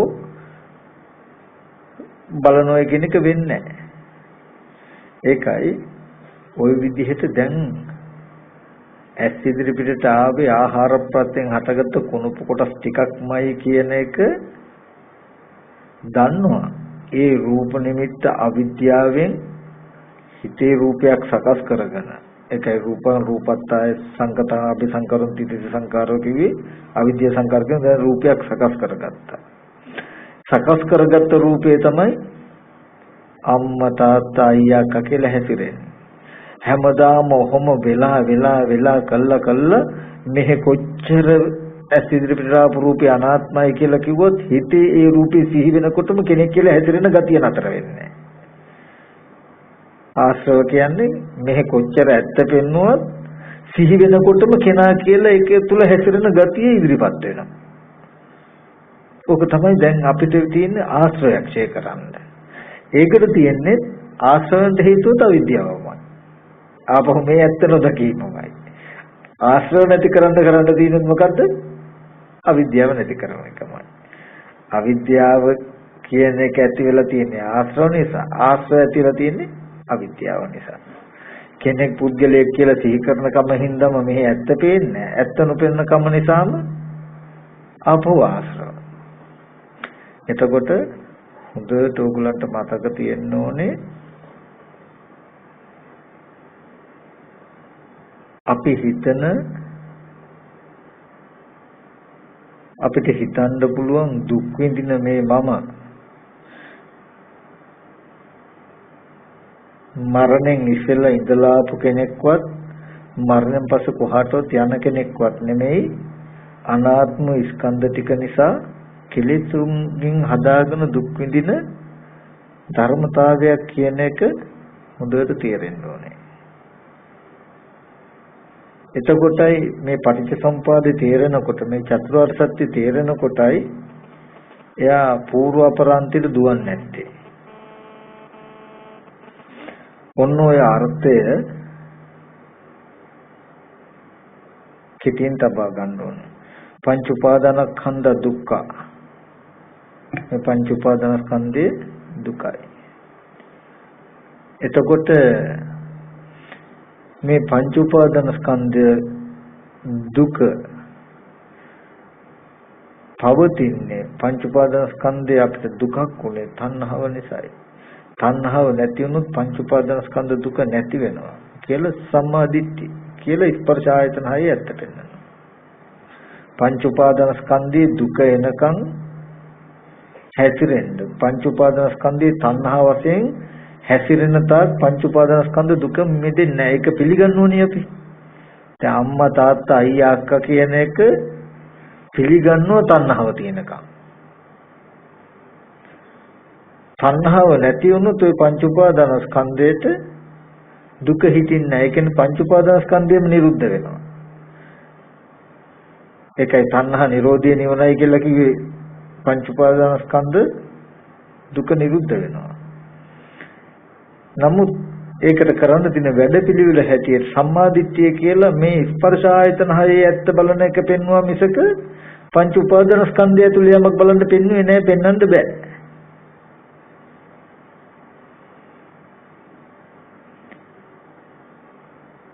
එතකොට පංච උපාදානස්කන්ධයේ උදේවැය බලනකොට පංච උපාදානස්කන්ධය ඇතුලේ නෙමෙයි යා පිට. ඒ කියන්නේ මේ උපාදාන වෙන ස්කන්ධ ටික හැදුනේ මෙහෙම නේද කියලායි බලන්නේ. ඒක තේරුම විදිහට වෙන වෙනවා. අන්න ඒ ටික හොඳට තේරුම් ගන්න. ඒ නිසායි වර්තමාන අපිට භවය හදලා මම ඉන්නවා අනිත් අය ඉන්නවා ගෙවල් දොරවල් යාන වාහන ඉදකඩම් තියනවා කියලා භවය හදාගෙන තමන්වත් උපද්දවාගෙන අනිත් අයවත් උපද්දවාගෙන සැප දුක් විඳින්න පුළුවන් මේ ලෝකය හැදිලා තියෙන්නේ අවිද්‍යා කර්ම කියන මෙන්න මේ කෙලෙස් ටිකෙන්. අවිද්‍යා සංඛාර තණ්හා උපාදාන භව කියන මේ කාරණා පහම වර්තමාන කර්ම භවයේ හැටියට වර්තමාන හේතු හැටියට පෙන්වන්නේ නිසා. ওই ධර්මතා පහම එකතු වෙලා තමයි මේ ටික සකස් කරලා තියෙන්නේ. වෙන ක්‍රමයක් නැහැ. ඒ නිසා මේ පංච උපාදානස්කන්ධ දුකෙන් මිදෙන්නයි පංච උපාදානස්කන්ධ දුකෙන් මිදෙන්නයි අපි මේ භාවනා කරනවා කියන එක කියන්නේ කරන්නේ කියන එක එතකොට මතක තබා ගන්න ඕනේ. පංච උපාදානස්කන්ධයේ පිරිසිඳ දකින්නවා කියලා කිව්වේ. මේ පංච උපාදානස්කන්ධයේ හැදුනේ මෙන්න මෙහෙම මේ හේතු ටික නැති වෙනවා මෙන්න මේක කත යුතුයි කියන නුවණ තමයි සම්මාදිට්ඨිය. ඊට පස්සේ ආර්ය අෂ්ටාංග මාර්ගයේදී සම්මාදිට්ඨිය කියලා කියන ටිකම ඉලක්ක වෙන්නේ. එයා හැම වෙලේම රූපේ ඇත්ත බලනවා. රූපේ ඇත්ත දකින්න උපකාර පිණිස හිත වඩනවා. හිත වඩන්න උපකාර පිණිස සීලයක පිළිපදිනවා. සීලයේ පිළිතල සමතයකින් හිත වඩ රූපේ වේදනාවේ සංඥාවේ සංඛාරේ විඥානේ ඇත්ත බලනවා. ඉස්සෙල්ලාම අපිට මේ කාම භූමියේ අහු වෙන්නේ රූපය. එහෙනම් රූපය ගැන ඉස්සෙල්ලා බලන්න. තේරුණාද? ඒ නිසා ඔන්න ඔය ටික හොඳට තේරුම් ගන්න. ජීවිතය කොච්චර හරි නැවත කියලා හරි මේ ටික තමන්ට පෙන්වා ගන්න ඕනේ. ඔප්පු කරව ගන්න ඕනේ, සැක වෙන්න ඕනේ. ඊට පස්සේ තමන් දන්නෝ හොඳට මේ දුක නැති කරගන්න කොතනක හිටියත් මෙන්න මේ ටිකයි කරන්න ඕනේ කියලා. එයාව ඉදිරියෙන් පිටිපස්සෙන් අදින්න තල්ලු කරන්න ඕනේ. එයා දන්නවා දුක ගෙවා ගන්න මේක මං කට යුතුමයි. වෙන ක්‍රමයක් නැහැ කියන එක. තේරුණා නේද? ඒ නිසා මං කියලා දුන්න විදියට හැමදෙනාම හවස් කාලෙදිත් ඇවිල්ලා භාවනා කරන්න සති නිමිති හිත තබාගෙන ආනාපාන සතිය වඩන්න ඒ විදිහටම බුදු ගුණ අසුභය මරණය ආදී ඕනම කමඨහනක් වඩන්න පුළුවන්. යම් කමඨහනක් මෙනෙහි කරනකොට අපි කියමු ආනාපාන සතිය අමාරු. නමුත් සති නිමිති හිත තබාගෙන සීල සත්‍ය නිදුක්ඛත්වා නිරෝගීත්වා සුවපත්ත්වා දුක්ඛ නිදිත්වා කියලා අතීත දේවල් අරමුණු වෙන්නත් නොදී අනාගත දේ කරන්න දේ කියන සැලසුම් හිතට අරමුණු වෙන්නත් නොදී වර්තමානයේ හිත තබා ගන්න උපායශීලීව පුළුවන් ওই විදිහට මෛත්‍රී නිමිත්ත මෙනෙහි කළොත් කියලා හිතන්නකො. එයා ඒකම කරනවා. ඒකම කරනවා හැබැයි වොස්සග්ග පරිණාම කොට. වොස්සග්ග පරිණාම කියලා කිව්වේ නිවරට නඹරුවක් කොට. මෙහෙම කරන ගමන් කොහොම කරද්දි කෙනෙක් පුද්ගලෙක් සිහි වෙනවනේ. මෛත්‍රී කමඨහන වඩනවා ටිකක් නතර කළා අර සත්ත්ව පුද්ගල භාවයට සිහි වෙච්ච රූප තියෙනවනේ. ඒ යාළුවෙක් කියලා සිහි වුණොත් මම යාළුවෙක් කියලා සිහි කළාට මම කෙනෙක් කියලා සිහි කළාට සිහි කරන්න පුළුවන් වුණාට ඇස් ඉදිරි පිටට ආවේ මෙහෙම රූපයක් නේ කියලා ඔන්න ඒ රූපය ඇත්ත පෙන්වනවා. පෙන්නලා ඊගාවට සිහි වෙච්ච පුද්ගල භාවයට සිහි වෙච්ච අරමුණක් ගන්නවා. අරමුණක් අරගෙන කෙනෙක් හැටියට සිහි කරන්න පුළුවන් සිහි කළාට ඇස් ඉදිරි පිටට ආවෙත් එන්නේ තියෙන්නේ මෙන්න මෙහෙම රූපයක් නේ කියලා රූපය ඇත්ත පෙන්නන හැම වෙලාවෙම ඕක කටයුතුමයි. ඕක තමයි විදර්ශනාව. ඔහොම ටිකක් වෙලා කළා හිතාමතා මේක අතහැරිය ආයෙත් සති නිමිතිත් බාගෙන අර මෛත්‍රී කමඨහන වඩනවා. ආයත් මෛත්‍රී කමඨහන වඩලා ආයත් මේ විදිහට විදර්ශනා කරනවා. ওই විදිහට සමථ විදර්ශනා යුගනද්දව ගන්නවා ආනාපාන සතිය වගේම මෛත්‍රී කමඨහනේ. බාහිර බලනවා වගේම ආධ්‍යාත්මික රූපයක්. මේ රූපේ මම කියලා සිහි කරන්න පුළුවන් වුණාට මේ රූපේ පවතින මෙහෙම ධර්මතාවයක් නේ. කන බොන ආහාර ප්‍රත්‍යයෙන් හටගත්ත කෙස්ලොම් නියදත් හම්මාසාදී කුණු කොටස් ටික මත පිහිටි වර්ණ සතහනක් නැතිෙන්නේ. කියලා පෙන්නනවා. මේ කය මම කියන හැඟීම මේ කයට බැහැ ගන්න බැරි වෙන්න. මේ කය මම කියන හැඟීමට ඇතුළත් නොවන විදියට හිත කයට බැසගන්නෙත් කය හිතට බැස ගන්නත් බැරි වෙන විදියට පෙන්වන්න ඕනේ. ඒ විදිහට පෙන්න සමත කමඨහන වඩනවා. සමත කමඨහන වඩවඩ මේ විදිහට කරනවා. එහෙනම් ඒ විදිහට අවස් වෙලාවේ ඔගොල්ලෝ මෙතන හරි කුටිය හරි කොතනක හරි නුව කරන්න එපා. චිත්ත සමත නිමිත්ත ආශේවනය කරන්න හිතට එන සිහි වෙන හැම අරමුණක්ම මෙනෙහි කරන්න. ඉගෙන ගත්තාම වෙහෙසක් නෑ අපිට. පම් පහසු වෙන්න ගියත් සිවුර හොද ගන්නවා, පම් පහසු වෙනවා, කුටිය වටේ සුද්ධ පවිත්‍ර කර ගන්නවා, කුටිය අතු ගන්නවා, ආස්පස් කරනවා කියන කටයුතු ටික කරනවා. හැබැයි හිතට සිහි වෙන ඔය වගේ නිමිති ප්‍රතික්ෂේප කර සිහි වෙන එක පිළිගන්නේ ඇත්ත පෙන්න මකුල් දැල් කඩනවා. කෙනෙක් කියලා වෙනදට අපිට හිතා ගන්නකොට කෙනෙක් කියලා හිතුව නෑ මං කෙනෙක් කියලා හිතුවට ඇස් ඉදිරි පිටට වෙන්න මෙහෙම දෙයක් නෑ කිය හිතා කරන්න පුළුවන්. බුදුරජාණන් වහන්සේ ලෝකේ පහළ වුණේ කෙලෙස් ගෙවෙන විදිහට ජීවත් වෙන ක්‍රමයක් හදලා දෙන්න. හොඳට ඒක මතක තබා ගන්න ඕනේ. ලෝකේ අපි ජීවත් වෙච්ච ක්‍රමයම කෙලෙස් ඇති වෙන විදිය. කෙනෙක් ජීවත් වෙනවා කියලා කියන්නේ කොහොමද? හාමුදුරුවමක් නම් පින්ඩපාතේ යනවා. දන් වළඳනවා. සිවුරු අඳන හොද ගන්නවා, පිරිසුදු කර ගන්නවා, කුටිය අතුපතු ගන්නවා, වැසිකිලි කෙස්කිලි යනවා. එතකොට තනකොළ ගහක් තියෙනවා නම් ගලවනවා, සක්මන් මළුව අමදිනවා, සක්මන් කරනවා, වැඩ කටයුතු කරමින් ඔහොම නේද අපිට ජීවත් වෙන්න වෙන්නේ. එතකොට ලෝකයා ජීවත් වෙනවා කියලා කියන්නේ කොහොමද? වැඩට යනවා, බස් එකේ යනවා, උයන පිහන කටයුතු කරනවා. ওই ලෝකයා කරන ක්‍රමයටම කෙලෙස් රැස් වෙලා. ලෝකේ කවුද පොඩ්ඩක් ඉන්න මම පැය භාගයක් කෙලස් ටිකක් රැස් කරගෙන එන්නම්, අවිද්‍යාව ටිකක් හදාගෙන එන්නම්, තණ්හාව පොඩ්ඩක් හදාගෙන එන්නම් පැය භාගයක් කියලා S2 වහගෙන පැය භාගයක් පැයක් දෙකක් පැත්තකට වෙලා කෙලස් හදාගන්නේ කවුද? හදාගෙන තියෙනවද කවුද? නෑ. ජීවත් වෙච්ච ක්‍රමේම තිබුණේ මොකක්ද? කෙලස් ඇති වෙන විදිහට නම් එහෙනම් ලෙහඬ විතරක් මොකද ඉන්න මම පැයක් භාවනා කරන්න ඕනේ. පැය භාගයක් භාවනා කරන්න ඕනේ කියලා එකක් තියෙනවා. එහෙම එකක් නෑ. අපි පුරුදු වෙන්න හින්දා පුරුදු කරන්නේ මම කිව්වේ. පොඩ්ඩක් ඉන්න මම කෙලස් ටික ඇති කරගෙන එන්නම් කියලා S2 වහගෙන ඔය වගේම පැය භාගයක් පැයක් විතර පැත්තකටලා ඉඳලා අවිද්‍යාව ටිකක් රැස් කරගත්තා. තණ්හාව, කෙලස්, සක්කාය දිට්ඨිය ඕවා ටික රැස් කරගත්තා නම් අස් කරන්නත් වෙන්නේ ඒ ක්‍රමයට. නමුත් කෙලස් රැස් කරනකොට නම් ජීවිත ජීවිතය තුලම කෙලස් රැස් වෙනවා. නමුත් කෙලෙසුන්ගේ මිදෙන්න ගියාම විතරක් එක තැනක ඉඳගෙන විතරක් කරන්න වෙලා.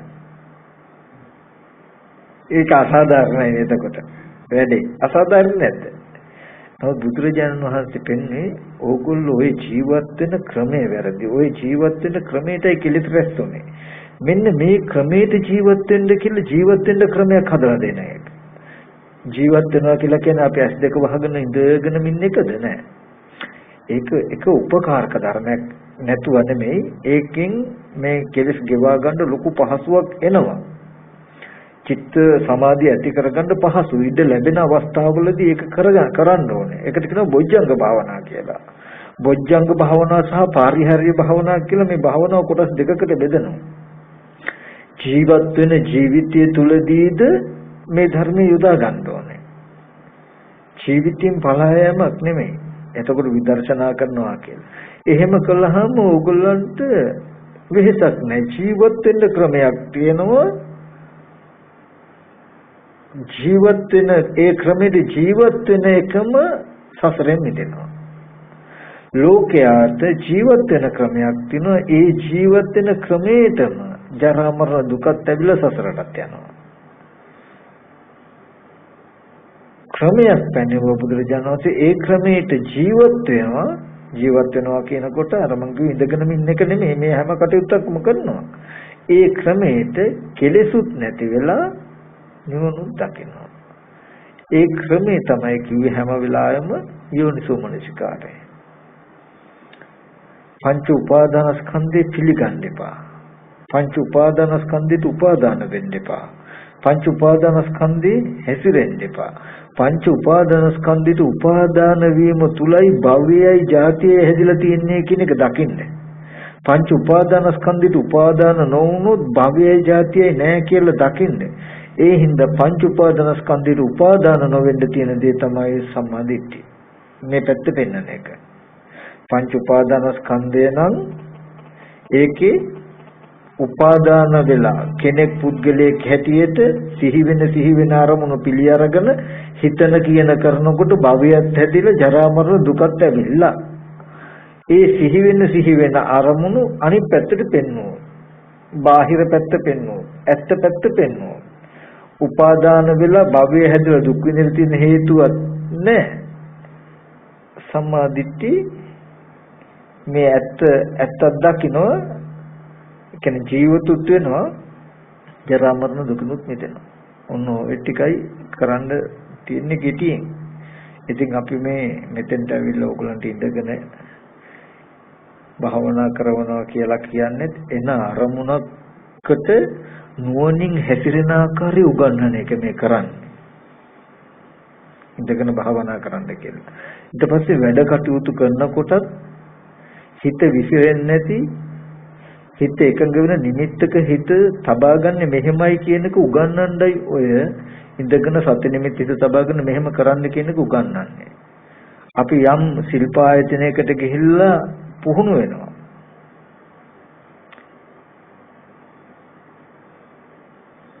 පුහුණු වෙන කාලෙදී පුහුණු වෙනවා කියලා කියන්නේ රස්සාව නෙමෙයි ජීවත් වීම නෙමෙයි. එයා රස්සාවක් කරන්න වැඩ කරන්න පුහුණු වෙනවා. පුහුණු වුණාම ඊට පස්සේ එයාගේ ශේෂ්ත්‍රය තමයි වැඩ තියෙන්නේ. ඒ වගේ ඕගොල්ලෝ ජීවත් වෙන්න පංච උපාදානස්කන්ධ දුකෙන් මිදෙන හැටි ජීවත් වෙන්න මේ පුහුණු වෙනවා. ඉගෙන ගන්නවා. ඊට පස්සේ ඒකේ වැඩ ටික තියෙන්නේ ඕගොල්ලෝ ජීවත් වෙන ජීවිතේ නියම භාවනාව තියෙන්නේ. භාවනා කරනවා කියන එක තියෙන්නේ. මේ භාවනා කරන්න පුරුදු වෙනවා. භාවනා කරන හැටි ඉගෙන ගන්නවා. ජීවිතයට අල්ලලා දෙනවා. ඊට පස්සේ වැඩ කටයුතු කරන හැම වෙලාවකම හිතට එන අරමුණක් නුවණින් මෙනෙහි කරන්නත් දන්නවා. හිත විසිරෙන්නේ නැති වෙන්න එකඟ චිත්ත ඒකග්ගතාවයේ තබා ගන්නත් දන්නවා. එතකොට කුසීතකමක් කම්මැලිකමක් ඇති වුණොත් ඒකෙන් හිත ගලව ගන්න වීර්යයට මෙනෙහි කරන්නත් දන්නවා. මේ විදිහට දුකින් මිදෙන මාවත තුල ඉන්ද දක්ෂයෙක් වෙනවා. හඳුනා ගන්නවා. ඒ ටිකයි මේ කරනවා කියලා පුරුදු වෙන්නේ. ඊට පස්සේ මේ පුහුණුවෙන් පස්සේ Tamanට වැඩ කරන ශේෂ්ත්‍රය තමයි තමන්ගේ ජීවිතය. මේ කටයුතු ටික ඔක්කොම ජීවිතේ යොදා ගන්න ඕනේ. ඔයගොල්ලන් පුළුවන්කම තියෙන්න ඕනේ නුවණින් මෙනෙහි කරමින් ඕන දෙයක් කරන්න. ඊට පස්සේ එහෙම හුරු කළාම හිත හුරු කරපු පැත්තට හුරු වෙන එක. කාලයක් යනකොට ඉබේම හිත හුරු වෙනවා හැම වෙලාවෙම කෙනෙක් කියලා සිහි වෙනකොට නෑ මං කෙනෙක් කියලා සිහි වුණාට මෙතන තියෙන මෙහෙම ඇත්තක් නේ කියන එක පෙන්වන්න හිත හුරු වෙනවා. හිත හුරු වෙනවා. දැන් යමක් සිහි වෙනකොටම කෙනෙක් කියලා පිළි අරගෙන කෙනෙක් ගැන හිතන්න හිත හුරු කළානේ අපි තියෙන්නේ. ඒ හුරුව වලක්වලා කෙනෙක් කියලා සිහි වෙනකොටම නෑ මෙහෙම දෙයක් නේ තියෙන්නේ කියන එක හුරු කරන්න ඕනේ. ওই පැති දෙක තියෙන්නේ. ඒකට තමයි භාවනා කරනවා කියලා කියන්නේ. එහෙම කරන්න සිහි වෙන නිමිති ටික කෙනෙක් පුද්ගලෙක් කැටිට උපාදාන වෙන ගතිය නැහැ. එතකොට ඉබේමයි භවය නැති වෙන්නේ. මම ඉන්නවා අම්මා තාත්තා ගෙවල් දොරවල් මේවා තියෙනවා කියන කම. භවය නැත්තම් ජාතිය නැහැ. පුද්ගලයෙක් නැහැ. Taman නැහැ. අනිත්‍ය නැහැ. සත්‍ය පුද්ගලය නැහැ. එහෙමුණු ජරා මරණ දුක නැහැ. මරණයෙන් පස්සේ විඳින දුකක් නෙමෙයි. මරණයෙන් පස්සේ දුකෙන් මිදෙන්න ඉස්සෙල්ලා ජීවත් වෙන්නවද කියලා බලන්නකෝ.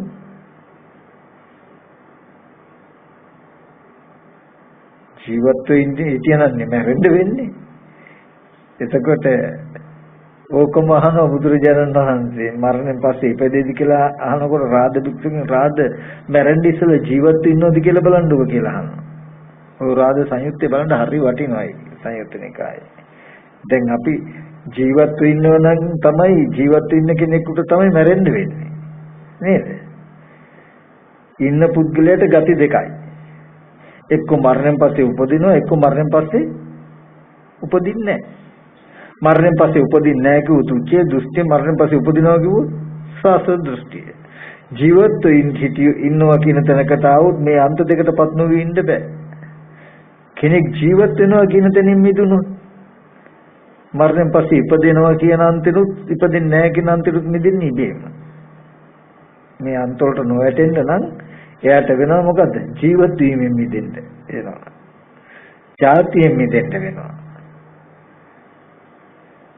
උපන්නොත් ඉන්නවනම් කෙනෙක් ඉන්නවනම් සත්‍යයක් ඉන්න සත්වයාට ඉන්න පුද්ගලයාට ওই ගති දෙකෙන් එකකටපත් වෙන්න වෙනවමයි. එක්ක නැවත ඒ සත්‍ය උපදින්න වෙනවා, එක්ක උපදින්නේ නැහැ. උපදිනවා කියලා කිව්වොත් ආත්මයි සාසතයි. උපදින්නේ නැහැ කිව්වොත් උච්ඡේදයි, දෘෂ්ටි. ඒ දෘෂ්ටි දෙකටපත් නොවි ඉන්න බෑ සත්‍යයක් ඉන්නකම්, ජීවත්ව ඉන්නකම්. ජීවත් ඉන්න කමින් මිදුණොත්, සත්ව කමින් මිදුණොත්, පුද්ගල කමින් මිදුණොත්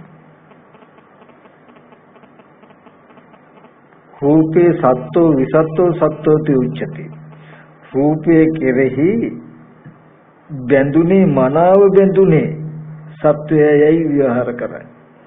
රූපේ කෙරෙහි බැඳිලා පවතින කමට සත්ව කියලා කියනවා. සත්ත්ව කියලා කියන තණ්හාවට, විසත්ත්ව කියලා කියන්නේ විසත්තිකා කියලා කියන්නේ තණ්හාවට. එතකොට සත්ත්ව විසත්ත්වෝති සත්ත්ව කියලා බුදුරජාණන් වහන්සේ දේශනා කරනවා. එතකොට තණ්හාව නැති වුණොත් පංච උපාදානස්කන්ධයට උපාදාන වෙන එක නැති වෙන්න නම් මේ පැත්තේ ඇත්ත පෙන්වන්න වෙනවා. පංච උපාදානස්කන්ධය කියන්නේ යාළුවා කියලා සිහි වුණා. දැන් මේකේ තියෙනවා මේ සිහි වෙච්ච පංච උපාදානස්කන්ධයට උපාදාන වෙනවද, පංච උපාදානස්කන්ධ දුකෙන් මිදෙනවද කියන දෙපැත්තකට යන්න පුළුවන්. යාළුවා කියන එක එහෙමම පිළි අරගෙන යාළුවා ඇති බවට හිතුවොත් ඔන්න පංච උපාදානස්කන්ධයට අත්වාද උපාදානෙන් උපාදානයි. ඔන්න යාළුවා උපාදාන වුණොත් භවයක් තියෙනවා, ජාති ජරා මරණ දුකක් තියෙයි. පංච උපාදානස්කන්ධය ඇති වෙච්ච හැටි හෝ නැත්නම් පංච උපාදානස්කන්ධයට මුල් වෙච්ච ධර්මතා පැත්ත පෙන්වුවොත් පංච උපාදානස්කන්ධ දුකෙන් මිදෙනවා. කෙටි පණිවිඩයක් සමහර තියෙන්නේ. තමන් කියලා සිහි කළා පංච උපාදානස්කන්ධය දැන් සසරට යනවද නිවනට යනවද කියන එක තියෙන්නේ. තමන් කියලා සිහි වෙච්ච එක ඇත්ත කරගෙන අනේ මම මෙහෙම ඉඳලා මට මොකක් වෙයිද? මට මෙහෙම ඉඳලා ජීවත් වෙන්න පුළුවන් වේද? මට නම් හරි අපහසුයි අප්පා කියලා තමන්ව ඇත්ත කරගෙන දුක් විඳින විදිහට දුක එන විදිහට හිතුවොත් පංච උපාදානස්කන්ධෙට උපාදානයි භවයත් ඇතුළේ ජරා මරණ දුක. මම කියලා සිහි වෙනකොටම මම කියලා සිහි වුණාට ඇස් ඉදිරි පිටට ආපු රූපෙ තියෙන්නේ මෙහෙම ඇත්තක් නේ කියලා අනිත් පැත්තට ගියොත් නිවන. පංච උපාදානස්කන්ධයට උපාදාන වෙන්නේ නැහැ, භවය නැහැ, ජරා මරණ දුකක් නැහැ. කෙටිම කෙටි පණිවිඩයක් තියෙන්නේ. තේරෙනවද කියන්නේ? නිවනද සතරද කියන එක තේරුම් ගන්න පුළුවන් අරමුණක් ගානේ. හිතට උපදින සෑම අරමුණක් ගානෙම තමන් සතර උපද්දවාගෙන ජරා මරණ දුක් විඳිනවද, ජරා මරණ දුකෙන් මිදලා ජරා මරණ නිවන් දකින්නවද කියන උත්තරේ යන්නේ හැම සිහි කිරීම අරමුණක් ගානෙම. හැම අරමුණක් ගානෙම තෝරගන්න තමන්ට අන්ත දෙකක් තියෙනවා. නිවනද සතරද, සක්කායට ඇතුළත් වෙනවද, සක්කාය නිරෝධයට යනවද කියන එක. අම්මා කියලා සිහි කළොත් පංච උපාදානස්කන්ධය දැන් උපාදාන වෙලා භවය හදාගෙන ජරා මරණ දුක් විඳිනවද, පංච උපාදානස්කන්ධ දුකෙන් මිදෙනවද කියන උත්තරේ තියෙනවා. අම්මා කියන එක එහෙමම පිළි අරගෙන ඇත්ත වෙලා අම්මා කෑවද දන්නේ නැහැ, බිව්වද දන්නේ නැහැ, අම්මා ගෙදර මොකක් කරනවද දන්නේ නැහැ කිව්වොත් පංච උපාදානස්කන්ධයට උපාදානයි පිළිගත්ත ජරා මරණ දුක එනවා. ඔන්න සසර ලෝකේ. අම්මා කියලා සිහි වෙනකොට මං අම්මා කියලා සිහි කළාට ඇස් ඉදිරි පිටට ආපු රූපෙ මෙන්න මෙහෙම ඇත්තක් නේ තියෙන්නේ කියලා පෙන්නනවා. දැන් සක්කාය නිරෝධයට බලනවා. උපදින හැම අරමුණකම සරල නැද්ද බලන්න උත්තරේ? සරලයි. ඕක හැම අරමුණක් ගන්නෙම හිතනකොට වෙහෙසක් එන්න පුළුවන්. ඒ වෙහෙස ගතිය දුරු කළා එන අරමුණු ප්‍රමාණය අඩු කළා දෙන්න තමයි සමාධිය වඩන්නේ. සමාධියට උපකාර පිණිසයි කය වචන දෙක සංවර කරගන්න. මේ මහා අපි ගොඩාක් ගැඹුරුයි කියලා කතා කළාට අන්තිමට කෙටි උත්තරේ එච්චරයි. පංච උපාදාන කිසි වෙලාවක මේ පංච උපාදාන ස්කන්ධ දුකෙන් මිදෙන්න තියෙන ස්කන්ධ පැත්තට පංච උපාදාන ස්කන්ධය කියලා හිත තබන්න එපා. දැන් කෙලෙසේ පෙන්නන්නේ ඕකනේ. අපි අහුවෙලා තියෙන ওই කෙලෙසෙට. අර කාරණා තේරුම් ගන්න මධ්‍යස්තව දැන් හිතෙන් සිහි කරන්න පුළුවන්. අපි කියමු දැන් කෙනෙක් ලෝකේ සම්මතය හැටියට මැරිලා. මැරුණොත් අපිට සිහි කරන්න පුළුවන් නේ. උන සිහි කරනකොට උනක් ගන්න සිහි කරනකොට අනේ අපේ අප්පච්චි. අනේ අප්පච්චි ඉන්නකොට වැඩට ගිහිල්නකොට මේ වගේ දේවල් ගෙනාව කන්න දුන්න බොන්න දුන්න නේද කියලා හොඳට හිතුවොත් ඔන්න පංච උපාදාන ස්කන්ධේ උපාදාන උත් ඒ ජරා මරණ දුක එන්නේ නැද්ද? අනේ තාත්තා මැරිලානේ තාත්තා මැරුණානේ කියලා ඔන්න දුකේ.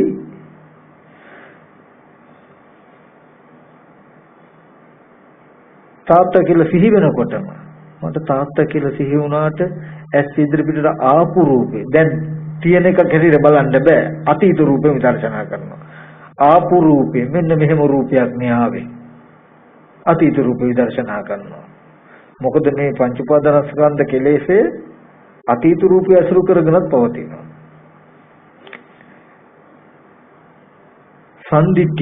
සම්දිත්තිකයි. කාල නොයවා එපා. ඒ මොහොතේම පෙනෙනවා තමන්ට දුක එන හැටි දුකෙන් මිදෙන හැටි. බොහෝ කාලයක් යන්නේ මේ ධර්මයේ කොච්චර සම්දිත්තික ගුණය මේ දැන් රාගය ඇති වෙච්ච අරමුණ පිළි අරගෙන රාගය ඇති වෙන විදිහට හැතරෙනකොට රාග ගින්න ඇති වෙනවනම් ඒ අරමුණම අනිත් පැත්තට පෙන්වනවා. ඒ මොහොතම රාගය නැති වෙනවා. සම්දිත්තිකයි. දුක ඇති වෙන්න පුළුවන් අරමුණේ ඒ මොහොතම දුක නැති වෙනවා. පස්සේ නෙමෙයි දුක නැති වෙන්නේ. ඒක ඔකට තමයි සම්දිත්තික ගුණය කියලා කියන්නේ. අකාලික ගුණය කියලා කියන්නේ. කාලයක් නැහැ. ඒ නිසා ඔන්න ඔය කෙටියෙන් ඔන්න ඔය උත්තරේ ගන්න. පංච උපාදානස්කන්ධය ගත්තාම මධ්‍යස්ථයි. සසරට යනවද නිවනට යනවද කියන එකට දෙපැත්තෙන් ඕන පැත්තකට තෝරගන්න පුළුවන්. පංච උපාදානස්කන්ධය කියන්නේ ඕගලන්ට සිහි කරන්න පුළුවන් අරමුණු. ගෙදර අම්මා තාත්තා දුව පුතා කියලා සිහි කරන්න පුළුවන් අරමුණු.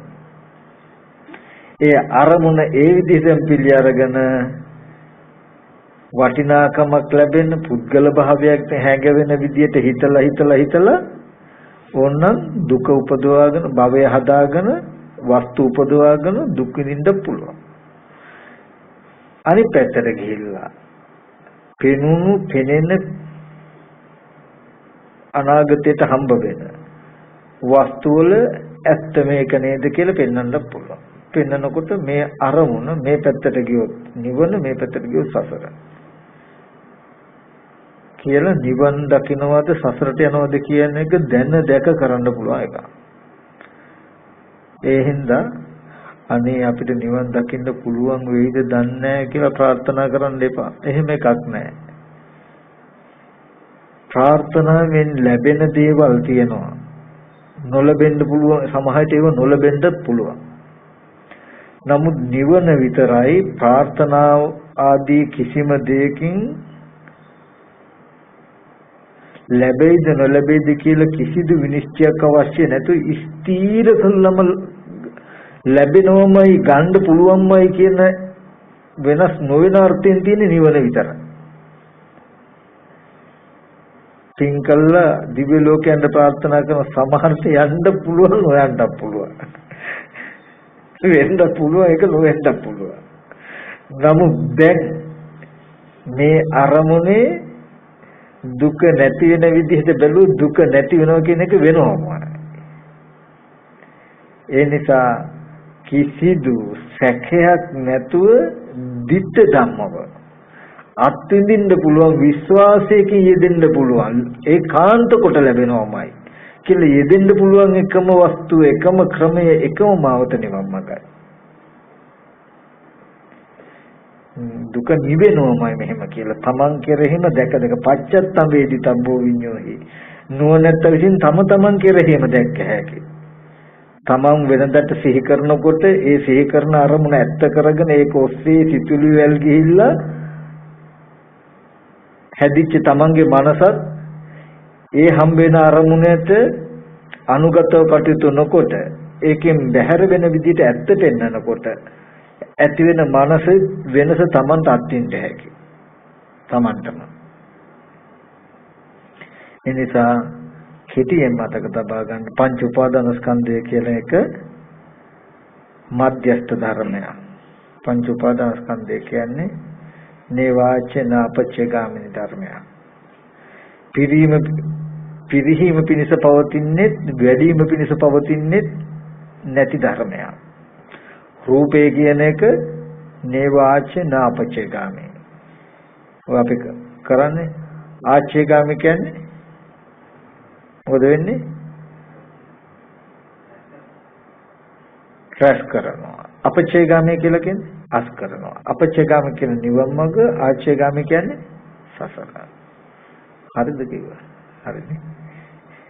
එතකොට ඒ වගේ දැන් ඇහැ කියන එක තිබුණු පමණකින්ම සසරට යනවනම් පෙනෙන රූපේ තිබුණු පමණකින්ම සසරට යනවනම්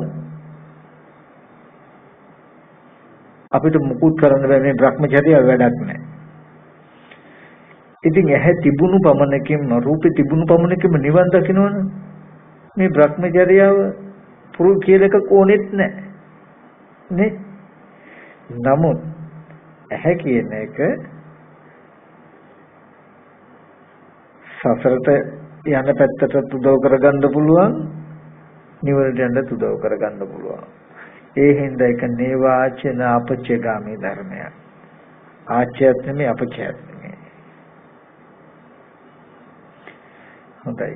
ඔන්න ඔය අර්ථය බලාගෙනයි හැම වෙලාවෙම කටයුතු කරන්න. ඔය කෙටියෙන් කියපු අන්තිමටම කියපු උත්තරේ ගන්නකො පංච උපාදානස්කන්ධය කියන්නේ අම්මා කියලා සිහි වෙන එක මොකද්ද? පංච උපාදානස්කන්ධය. ඒ අරමුණ සිහි වෙනකොටම ආස්ව කියලා කියන්නේ ඒකයි වැඩි බල තාම තියෙන ඉන්ද්‍රිය නැත්තම් ඉන්ද්‍රිය බල බොජ්ජංග කියන ධර්මයන් වැඩිම අඩු වුණොත් නීවරණ ධර්මයන්ගේ බලපෑම ඕගලන්ට වැඩි. එතකොට ඒ අරමුණ අම්මා කියලා හිතන පැත්තට බරවයි අද ඕගොල්ලෝ ඉන්නේ. ඒකයි එකෙන් කියන්නේ. ඒකේ සිහි අම්මා කියලා සිහි වෙනකොටම ඒක ඇත්තම වෙලා අම්මා කෑවද දන්නේ බිව්වද දන්නේ කියලා ඒ අරමුණ හැදෙනවා කියන්නේ පංච උපාදානස්කන්ධයට උපාදානයි. ඒකේ ප්‍රතිඵලය භවය හැදෙලා ජරා මරණ දුක කියලා දන්නවා. අම්මා කියලා සිහි වෙනකොටම උපාදාන වශයෙන් හැතරෙන්න දෙන්නේ නැහැ. භවය හැදෙන්න දෙන්නේ නැහැ. ජරා මරණ දුක එන්න දෙන්නේ නැහැ.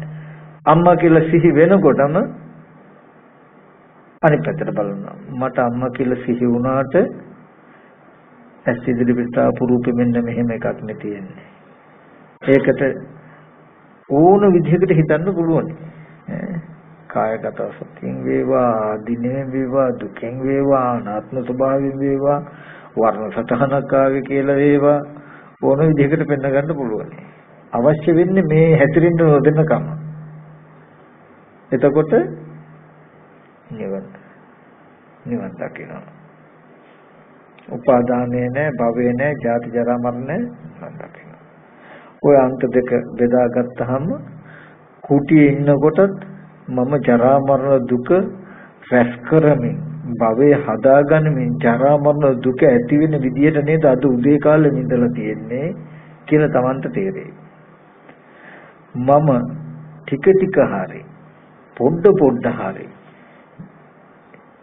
උපාදානයේ දුරු වෙන භවයේ දුරු වෙන ජරා මරණ දුරු වෙන ක්‍රමයකට නේද අද කාලේ ඉඳලා තියෙන්නේ කියලා Tamanටම තේරෙයි. මේක කරන්න නීවරණ ධර්ම වල බලය අඩු වෙනකොට සද්ධා සති විරි සමාධි ප්‍රඥා කියන ඉන්ද්‍රිය ධර්ම වැඩෙනවා. අම්මා කියලා සිහි වෙනකොට ඉන්ද්‍රිය ධර්ම වැඩි නම් අම්මා කියන එක පිළි අරගෙන යන පැත්තේ බලය අඩු වෙනවා. අම්මා කියන එක අතහැරෙන පැත්තේ බලය වැඩි වෙනවා. ඒකට තමයි සප්තබුද්ධංග ධර්ම වැඩෙනවා කියලා කියන්නේ. මේ පැත්තට හැරෙන මනස අරමුණක් සිහි වෙනකොටම අරමුණේ පිළිගන්නේ හැසිරෙන්නේ නැතුව අනිත් පැත්තට යන ගතිය වැඩි වෙන එකට කියනවා බෝධිපාක්ෂික ධර්ම කියලා. අරමුණ පිළි අරගෙන ඒකෙම හැසිරෙන පැත්ත කෙලෙස් වශයෙන් යන පැත්ත වැඩි වෙනකොට බොජ්ජංග පැත්ත අඩු වෙනවා. අර පැත්තට කියනවා ආශ්‍රව වැඩි වෙනවා කියලා. නීවරණ ධර්ම වැඩි වෙනවා කියලා කියනවා. එතකොට ආශ්‍රව සහිත මනසකින් නීවරණ සහගත මනසකින් කටයුතු කරනවද බොජ්ජංග ධර්මයේ පිරෙන විදිහට කටයුතු කරනවද කියන කාරණා දෙක මත බෙදලා තමයි ලෝකේ සහ ලෝකෝත්තර කියලා මාර්ග දෙකකට පැනෙන්නේ. ලෝකයේ ජීවත් වෙන ක්‍රමෙම ජීවත් වෙන්නම දුක එන විදිහට කියලා කියන්නේ මේ ආශ්‍රව ධර්ම වැඩෙන උපාදානයේ වැඩෙන පැත්ත. බොජ්ජංග ධර්ම දුර වෙන නැති වෙන නූපදින විදිහට. නිවන් දකින්න කටයුතු කරන නැත්නම් මේ සසරෙ මිදෙනවා කියලා කියන්නේ. ආශ්‍රව නීවරණ ධර්ම අඩු වෙන බොජ්ජංග ධර්ම වැඩෙන විදිහට කටයුතු කරනවා. ඒ කටයුතු කරනවා කියලා කලේ මොකද අරමුණක් ගානේ. උපදින අරමුණක් ගානේ හිත හසුරන ක්‍රමය. හිත හසුරන ක්‍රමයේ දෙකට බෙදාගෙන තියෙනවා. හඳුරගෙන තියෙයි. ওই කාරණාව තේරෙනව නේද? ඔන්න ওই ටික විතරක් කරන්ද මහා දෙයක් එපා. මේ කාරණාව දැන් මට තේරෙන විදිහට මම මේ පුළුවන් විදිහට සරල කළා මේක කියන්නේ. මම කියලා තියෙන අපි මෝඩ අපේ මනසට පහසුවෙන් තේරෙන මට්ටමට ගොඩක් ඔයිට වඩා සරල කරන්න බෑ. ඉතින් කරන්න පුළුවන් එකම දේ තමයි මේක අන්ත දෙක බෙදලා දුන්නාම. නිවන් මඟ මෙන්න සසරට යන මඟ මෙන්න. සසරට යන මාවතේ හැසිරෙන කියන්න ඕනේ නේද? කවුරුත් දන්නවා. නිවනට යන මාවතේ හැසිරෙන හැටි, උපායශීලීව කටයුතු කරන හැටි මේ දවස් ටිකේමත් කිව්වා. ඒ නිසා දැන් හැමදෙනාම කුටියට ගිහිල්ලා ප්‍රායෝගික වෙන්න හෙට වෙනකම්ම ඔය ක්‍රමයේ සිහි කරගෙන තමන්ට දවසේ කෙරෝලෙදි සතුටු වෙන්න පුළුවන් මට්ටමක ඉන්නවද කියන එක තමන්ව තමන් බලන්න. ඒ කියන්නේ මම අද දවසේ වැඩි හරියක්ම ඉඳලා තියෙන්නේ උපාදානය ඇති වෙලා භවය ඇදලා ජරා මරණ දුක ඇති වෙන විදිහට නේද කියලා පෙනෙයි. මනසට එන සිහි වෙන අරමුණු වැඩි ප්‍රමාණයක ඒ විදිහට පිළි අරගෙන තිබුණා. මම සසර ගෙවෙන උපාදානය ගෙවෙන භවය ගෙවෙන ජරා මරණ ගෙවෙන විදිහට බොජ්ජංග ධර්ම වැඩෙන විදිහට අද දවසේ මෙච්චර ප්‍රමාණයක් ඉඳලා තියෙනවා කියන එක තේරෙයි. සිහි වෙන අරමුණු වලට ප්‍රතිපක්ෂව ඉඳලා තියෙන ප්‍රමාණය අනුව තමන්ම තේරෙයි මම කොච්චර නිවන් මාර්ගයේ කටයුතු කරන දක්ෂයෙක් වෙලද මම තාම කොච්චර අදක්ෂද කියන එක තමන්ටම දැනගන්න පුළුවන්.